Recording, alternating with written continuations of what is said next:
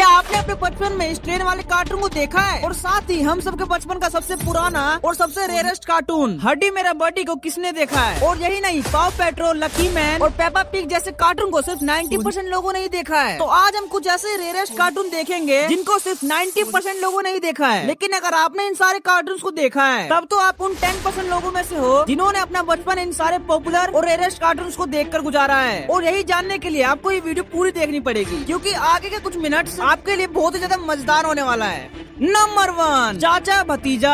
भाइयों, अगर आप भी मेरी तरह 2-7 वाले किड्स हो तब तो आपने इस कार्टून को तो देखा ही होगा। देखो, उस टाइम पे तो ये हंगामा टीवी पर आया करता था, लेकिन मुझे नहीं पता कि अब ये शो टीवी पर चलता है। और रही बात ये कार्टून कितना ज्यादा रेयर है, वो आपको अभी पता चल जाएगा। तो देखो, इस कार्टून में चाचा और भतीजा नाम के 2 मेन कैरेक्टर्स होते हैं और इन दोनों का रिलेशन भी चाचा और भतीजे का ही है। और ये दोनों जो भी काम करते हैं एक साथ ही करते हैं। और इनके साथ बंदूकरी नाम की एक पुलिस ऑफिसर भी होती है जो कि हमेशा फंटूस नगर की रखवाली करती है। और इनका ये डायलॉग आपने तो सुना ही होगा, वेल, चाचा स्ट्रॉन्ग और इंटेलिजेंट है, जबकि भतीजा स्मार्ट और जल्दी सोचने वालों में से है। और जहाँ हीरोज हैं वहाँ तो विलन होंगे ही। ठीक वैसे ही इस कार्टून का विलन है ज्ञानी चोर, जो हर वक्त कुछ न कुछ चुराता रहता है। और भाई सच में ये शो पूरे कॉमेडी और पूरे एक्शन से भरा हुआ है। और वैसे तो ये शो किड्स के लिए बनाया गया था, लेकिन इसकी कॉमेडी और सस्पेंस ने बड़े लोगों का भी दिल जीत लिया। और हाँ, फंटूस नगर में चाहे वो बैंक रोबरी हो, एलियन अटैक हो या किसी सर्कस में चोरी, चाचा और भतीजा हर मुश्किल का सॉल्यूशन ढूंढे निकालते हैं। और ये कार्टून हमें टीम वर्क और बहादुरी का लेसन देता है।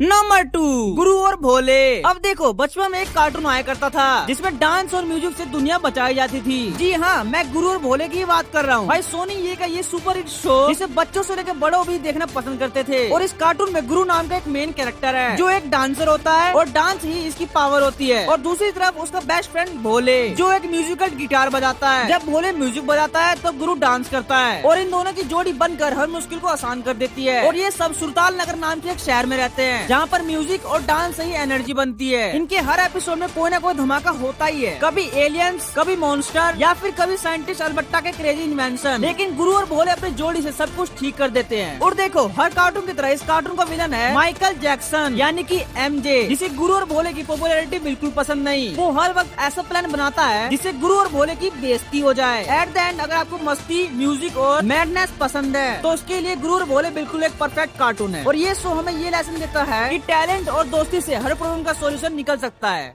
नंबर 3, पाव पेट्रोल। देखो, पाव पेट्रोल एक सुपर एनिमेटेड सीरीज है जो मेनली 3 से 12 साल के बच्चों के लिए बनाई गई थी। इस शो का हीरो होता है राइडन, एक 10 साल का स्मार्ट लड़का जो एक रेस्क्यू टीम लीड करता है, जिस टीम का नाम है पाव पेट्रोल। और ये टीम बनाई गई है क्यूट और टैलेंटेड पपीज की, जिनके पास स्पेशल स्किल्स और व्हीकल होते हैं। हर एपिसोड में एडवेंचर वे में कोई ना कोई प्रॉब्लम होती है, जैसे किसी एनिमल का फंसना या फिर किसी व्हीकल का ब्रेकडाउन होना या नेचुरल इमरजेंसी। पाव पेट्रोल की टीम हर प्रॉब्लम को अपनी स्किल से फिक्स कर देती है। भाई वैसे तो ये कार्टून निक जूनियर पर बहुत ही ज्यादा आया करता था, लेकिन अब कौन से चैनल पर आता है इसके बारे में मुझे नहीं पता। और देखो, बच्चों को ये कार्टून क्यों पसंद था, इसके कई सारे रीजन हो सकते हैं, लाइक इसके कलरफुल एनिमेशन, क्यूट पपीज और इनके एक्साइटिंग रेस्क्यू मिशन। और ये कार्टून सिर्फ इंटरटेनमेंट नहीं करता, बल्कि बच्चों को मोरल वैल्यूज, डिसिप्लिन और लीडरशिप सिखाता है। तो अगर आपने इस कार्टून को नहीं देखा है तब तो आप समझ ही गए होंगे कि ये कार्टून कितना ज्यादा रेयर है। और साथ ही इस कार्टून में भी कभी कभी कुछ फनी विलन्स आते हैं, जैसे की मेयर हमडिंगर, जो हमेशा एडवेंचर बे को हराने की कोशिश करता है। इन विलन्स का नेचर ज्यादा सीरियस नहीं है।